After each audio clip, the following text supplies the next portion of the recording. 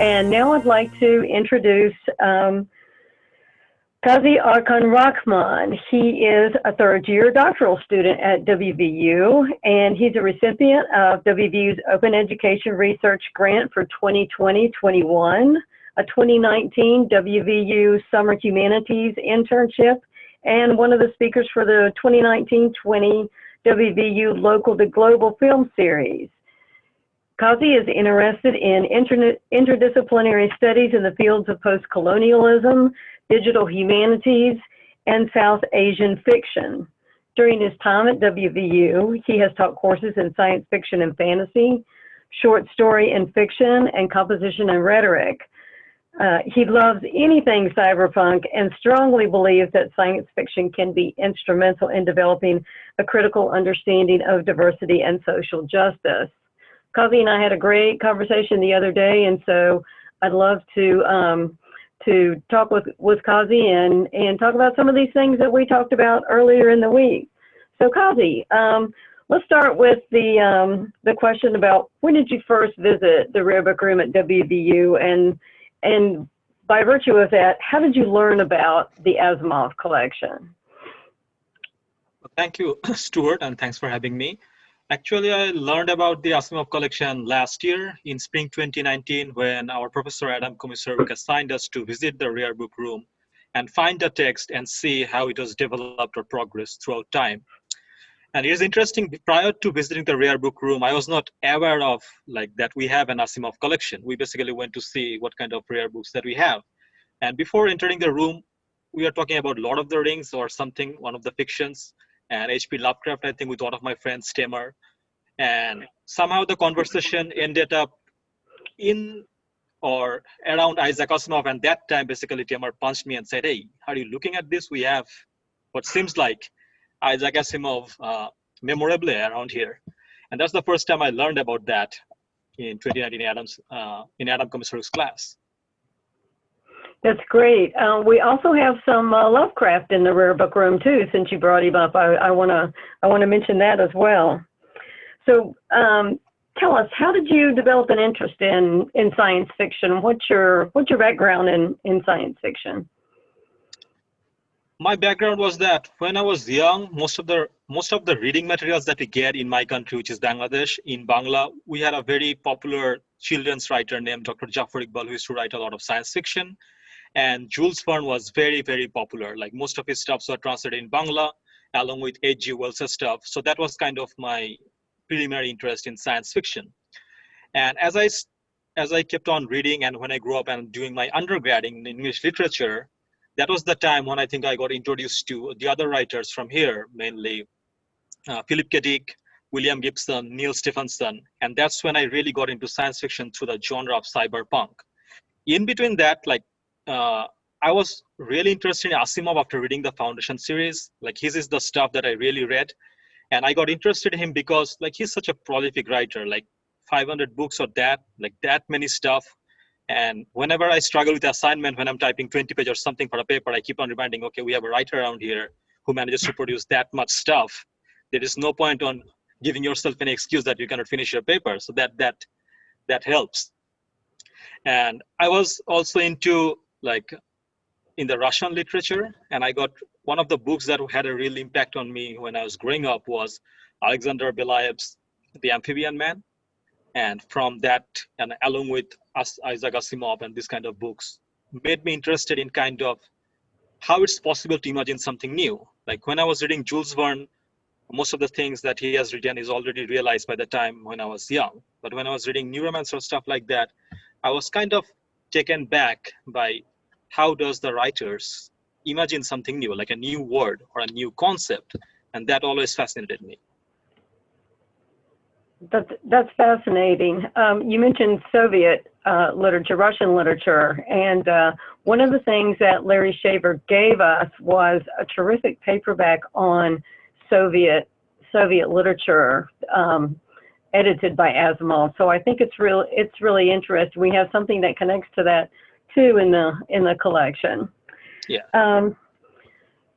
So right now you're currently teaching a science fiction class this semester.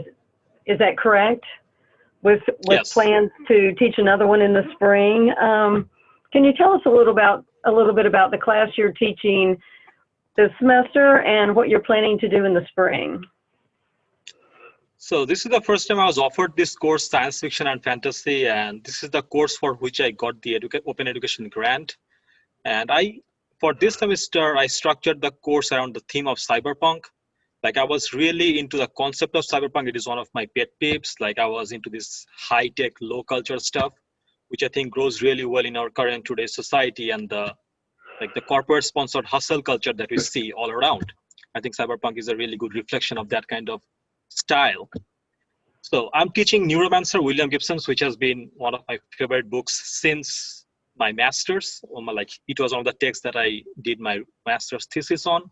And I'm also teaching Snow Crash and trying to figure out the cyberpunk culture in general. Now, one of the things that I looked while I was structuring this course, and this issue will come up, that most of these writers are male. And we had a conversation about this regarding diversity and other issues.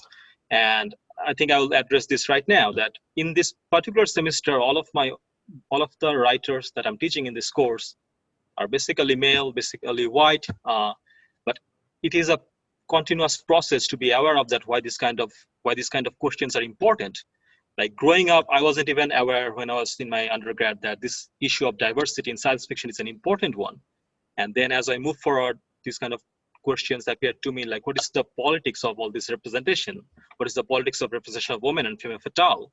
And in the semesters that I'll be teaching this course in the future, that there will be a more conscious effort regarding bringing in writers who are from South Asian or African background, bringing in more female authors to make sure what kind of representation is happening in the science fiction, those part of the world. That's excellent. Can you tell us a little bit about what you're going to do for spring semester? Yeah, so when we had the conversation, I was under the impression that I'll be getting the science fiction course in the spring semester, Yes. And now I got the popular American culture, and probably I'll be able to teach science fiction again in next year's summer or next fall. Mm-hmm. So I was thinking about structuring my next course around the theme for diversity regarding both gender and race.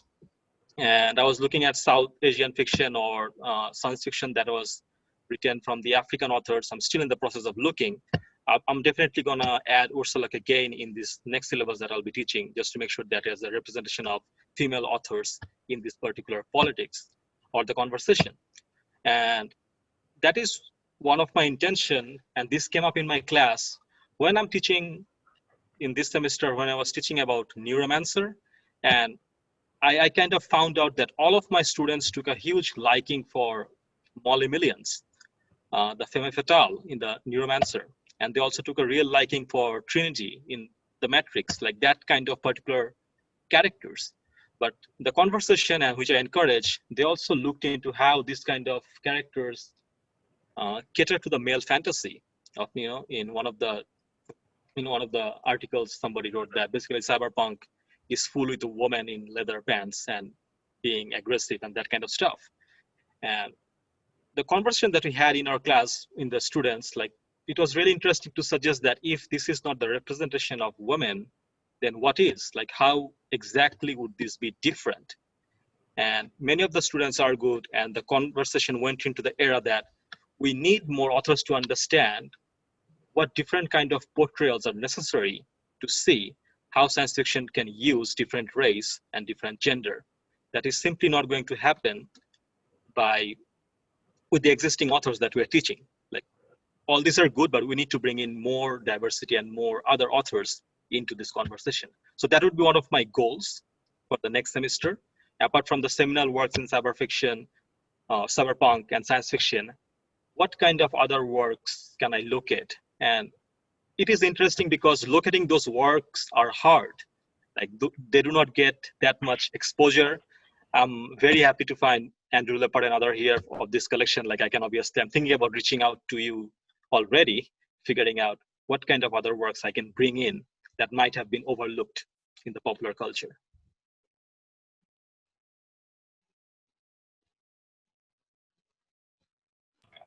Sorry, accidentally muted. That's an excellent point that you bring up, this discussion that your students have had about how gender is represented within the literature that you're reading. Can you walk us through maybe of an assignment that would lead to that sort of discussion, or how students came to that type of conclusion? Yeah, so after, I think in one of our classes, our discussion was revolved around Neuromancer, and I also teach anime in the class, so Ghost in the Shell and the Matrix film series, and that direction. And the discussion posed, my question for that particular class was something like, what do you think about the representation of women in this particular film genre? So do you think that they are empowered? Because in the Matrix, everybody agreed that even though Neo, the character of Neo, is the chosen one per se, but it was Trinity who's saving the day. So I kind of threw the question out there that even though she's saving the day, do you think the representation itself is doing justice to women in general, or are they catering to some kind of fantasy? And it was one of the most lively discussion that we had in the class, and it was a very divided discussion. And many of my students and the female students took issues with the fact that we see all these women who are very good in fighting, but there seems to be a template regarding their representation, like regarding height, regarding dress up, regarding vernacular, regarding vocabulary. All right. Now, what do we do to counter this narrative? And the conversation also showed that my male students suggested that, well, we can also take issue with the representation of the male protagonist in this genre, the cyberpunk. All of them are very brooding men, seem to be very gruff men, very aggressive men who cannot control, who have issues with their feelings. And they took issue that this seems to hone in the traditional idea that men needs to be really closed in, and the women who are actually taking charge of their emotion are not expressing their emotion, but are rather good fighters. All right, that seems to be the only logical conclusion to that. And my students kind of suggested, or the conversation ended up with the conclusion that in my syllabus, I have not included enough female authors. All right, and which is of course I agree with, which that they did not get enough exposure to the other perspective, and they, as attractive as those representations are in those particular novels, because all of them like the characters, but they did say they would like to see someone or representation of women or South Asian characters who are just not techie or something other than being a good fighter. Like, what else is there? Okay, that is one of the things that I have to search and include text on that particular representation in my future syllabuses. Yeah, that's a really good point. And so it sounds like from the reading that that it has revealed that there really is there are traditional gender roles that seem to be prevalent in science fiction. Does the science fiction on your list, what was the time, or the cyberpunk on your list, what was the time span? Was it all current, or, as I imagine cyberpunk would be, it hasn't been around quite as long as some other genres, but was there a broad time span, or was it mostly concentrated in a particular current time? It was mostly current. It was like post 1980s, so very recent, very recent genre. And like, one of the biggest criticism for the cyberpunk genre itself is that many critics say that it is a remix, or there is nothing more to contribute from that particular genre into the field of science fiction. But my opinion is that the cyberpunk genre, like it is one of the science fiction genres that actually does a good job in providing the class hierarchy that exists in the modern world. Like, most of the cyberpunk are very dystopian, and it kind of brings in the idea that if you are poor, or if you are marginalized, or if you are from a marginalized background, then regardless of your gender, regardless of the opportunities, probably you're going to be very worse off.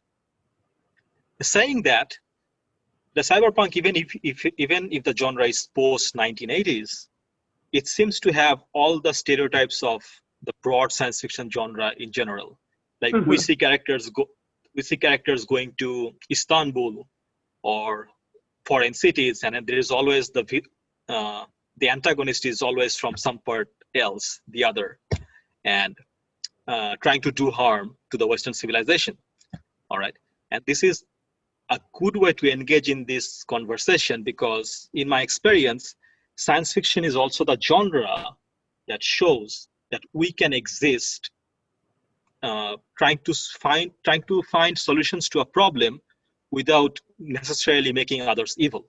Like if we look at Star Trek, if we look at the Foundation series, like if people read this stuff, all right, they would probably kind of, in their mind, they'll probably think that I can share a drink with a guy from another planet somewhere in San Francisco. And if I can do that with an extraterrestrial, why not somebody from Asia, or why not somebody from Africa without thinking that these are the other? And my last class session, when I asked my students, like, after reading these books, what do you think about the people who are not from this country or continent? What is the other? And there was an unanimous observation that in their reading experience, like the books that you have read, like the science fiction or the fantasy books, they felt that the characters kind of develop in order to find some solution, or like the characters develop organically without being associated with just another.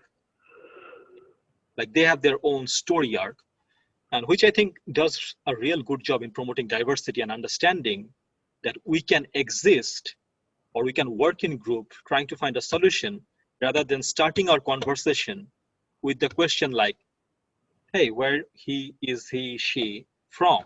Like if she is from some country, then probably the baggages of ideas is what I'm trying to mean. Yes, yes. So this definitely leads us into another part of our conversation earlier this week.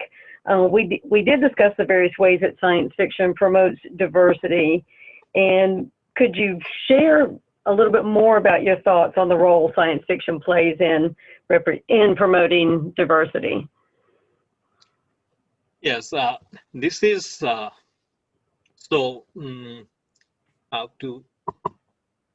when I started reading science fiction when I was young, and like the Jules Verne, the H.G. Wells, what stood out to me is that even though some of the portrayals are very stereotypical regarding the representation, I didn't understand it then.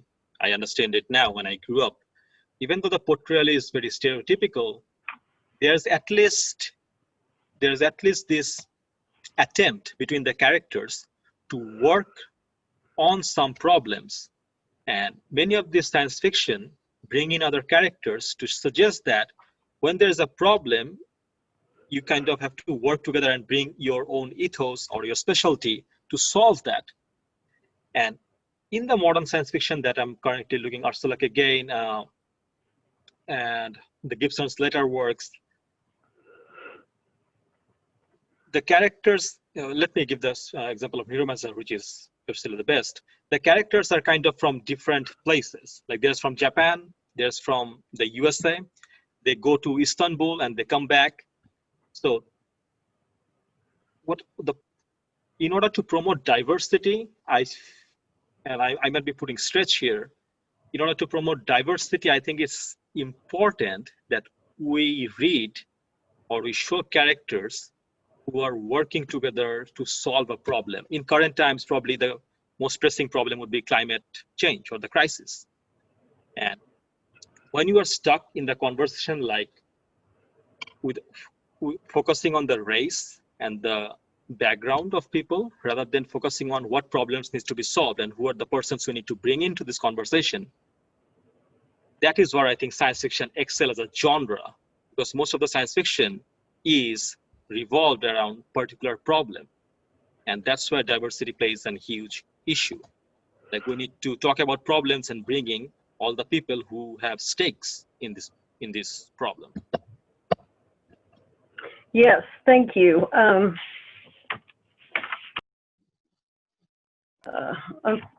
sorry, my screen just went dark, and when it does that, it cuts off my microphone. So my apologies. So another one of the things we talked about was women in, of course, science fiction as writers and characters, from Ursula Le Guin to Octavia E. Spencer. Women as authors have really played an important role diversifying the field and introducing strong characters. There are other strong women characters, such as Asimov's robot series character, Dr. Susan Calvin, but portrayals of women have not been so lucky. One of the things we talked about the other day was those science fiction sort of fantasy illustrations of women. So how do you see the role of women writers and characters in science fiction? That is a very good question, and based on my own experience of reading, like I think progress is being made, but there's a lot of scope for improvement regarding how to bring in those writers. Like when I was first started reading science fiction, until unless I took a gender studies course myself, like in the late undergraduate years, that question didn't even come to me. Like I have read all the science fiction written by male authors till that point. And then I started reading female authors, and there seems to be just, I'm not really able to explain this in words, but there seems to be a very stark difference in just the representation of everything. The structure, the etymology, the experience, which was just, most of the time was not prevalent in all these male authors. And even when I was structuring this course this semester, and like I said, it's a learning process, like how to bring in all these women into this women writers into this conversation. When I was structuring this course regarding cyberpunk, the first draft, the second draft, and then I went back and looked, and which my students pointed out that your syllabus do not have any female authors, Dr. Rahman. We are having conversation regarding representation, but your syllabus has all male authors. All right, that's it. And I think like there needs to be a conscious effort to look and bring in those materials, even though it might be difficult, because anything new is often difficult. And we talk about diversity, we talk about racial justice, we talk about gender representation, because our thought process have been developed in this particular structure that we focus on themes and narratives, but we kind of overlook that how these materials are being produced. Is women not writing enough science fiction? And if they're actually doing or writing that, why are we not getting them in popular culture or in broad spectrum? Which brings us question of access, which brings us question of publicity, which brings us question of promotion. And like I said, this was my first time teaching it, and there is still a lot more work that needs to be done from my end to bring those women writers at the forefront. And that is the learning curve, which I'm looking forward to climb in the next time that I'm teaching this course. Yeah. So I'm going to bring it home with just one last question, and that is, how do you see the Asimov Collection as an academic resource? How would you integrate some of the Asimov Collection into your classes? I think we had a brief conversation about that, right? Like how to bring in this. When we had Adam Komisaru's class, and when he asked us to go to the rare room, and I was kind of working on Ngugi wa Thiong'o's Petals of Blood with all the edition, it kind of made an impact on all of us who was taking that class, just to see original text and their evolution. Like when you see a text in its first print, and when you see the subsequent evolution for the text, and if you go through those materials, you look at the change in the footnotes probably, or the endnotes, you kind of also understand how the text has evolved over time, which gives you an idea regarding either the development of the author's mind or the development of the publication, like what seems to be common knowledge in 1970 from a 1970 edition, and using a 1980s edition and just see the difference. It also gives you an idea regarding how a text has evolved. So when I'm teaching it next semester, I think I will hold a session for my students to visit, like if the situation permits, or might be we have a Zoom session, just for them to understand or look at the text in the Asimov collection and see like what changes have occurred over time. I think it gives an idea regarding how knowledge is formed. All right, you have a material idea about how these books have been there and how they have come to being in modern time. Yeah, thank you for that. I can't stress enough how important the multiple editions are to have, and how revealing they are over time, how things change. So thank you for that very much, and thank you, Qazi. I really appreciate you being with us today and sharing some of your instruction and your interest in science fiction. Thank you very much. Thank you for having me, Stewart.